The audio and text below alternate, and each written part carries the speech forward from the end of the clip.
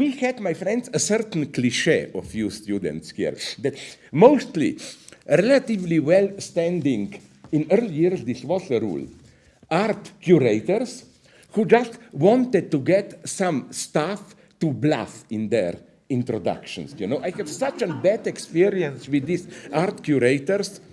I listened to one of them. I left after 5 minutes. He said, we live in a post-Kantian universe. And he didn't have an idea what is Kant and so on, you know. So it was that. And also, if I may put it like this, they didn't have a respect. I don't mean respect towards me. I mean, look at me. How can you, if you're not? I mean respect towards the autonomous logic of theory. Did you also have these experiences? How I'm explaining Kant to them. Ethics. Oh my God, is this a bad sign? No. Yeah. And one guy told me, one of these curators, Kant is wrong. I did yesterday an ethical act. I didn't experience it like that. I'm like, yeah, fuck you, who cares? Who are you even? You know, experience for me doesn't count as. And this is I will go, don't be afraid, I will not lose my thread. This is also one of the problems in the bad version of Me Too and so on, a too direct reference to the experience. For example, I was one of those who argued, okay, it's horror, I agree, Weinstein and so on, but I still have some problems. Did, for example, C.K. Louis, the comedian, did he really deserve his entire career to be ruined? I don't think so. And the counter answer, some women started to shout at me in New York, was, who am I to judge them? This is how they experience. They can also, but my point is, are they aware that by reasoning like this, they are reproducing the worst Cartesian cliché against women? That we men can reason, while women cannot move beyond their experience. You know, if a woman...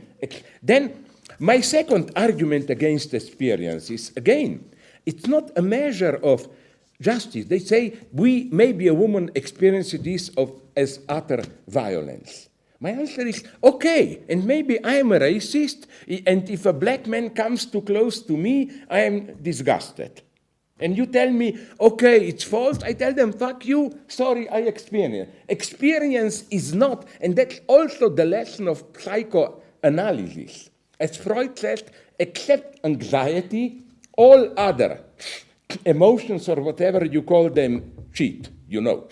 So I think that, okay, let me not get close. I will tell you to disappoint you what I plan to do today. Something extremely simple. I will keep my word, my promise already to students. You will get 2 very substantial philosophical texts tomorrow. To whom should I send them? Is it you, Nemanja? Is it who?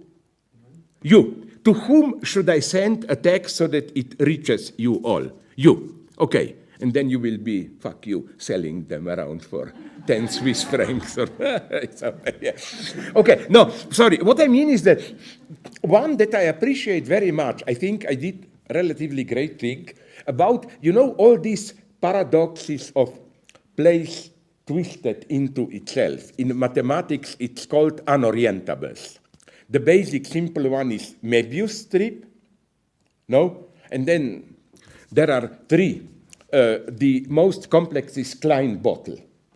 And I try to promote this as an ontological model, to cut the long story short.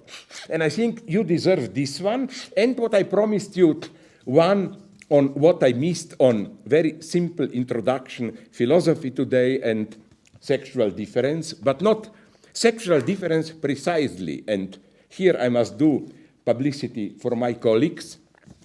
Alenka did a book which is even doing very well. If some of you are from her class, you know what is sex. The thesis is very daring one. It's that we have, of course, this pre-modern, not even ontologies, cosmologies which are deeply sexualized. Usually the origin universe is some male principle is screwing some feminine principle, you know. Night, day, night, spirit, earth, light, darkness, whatever. Now, modernity, the big event of modernity is to be the desexualized universe.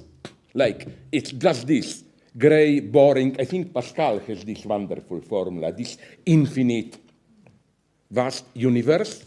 Now, Lacan's paradox is that he reintroduces sexual difference, but I claim absolutely not in the sense of this ancient resexualization and so on. And there is a guy here, I mean in a positive way, who I hope we will have tomorrow time, who asked me precisely this question, which is central today.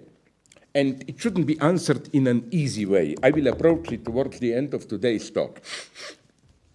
I already improvised this in my class. Like, what's still the role of philosophy today? There are good reasons. Hawking, in philosophically very bad book, his one before the last, nonetheless makes an apparently convincing case. No? He says that, look, what were traditionally big metaphysical questions, out of scope of science, do we have free will? Is our universe finite or infinite? Science is dealing with this problem today. It's neurology, cognitive sciences which try to resolve this problem of free will. It's quantum cosmology which tries to decide is the universe finite or infinite and so on. So what remains of philosophy? His answer is nothing. Maybe just some kind of general methodological reflections and so on and so on. And I think this is maybe the big tension in modern contemporary philosophy. And I think that philosophers then try to isolate, or whatever you call it, a space which nonetheless remains to philosophy.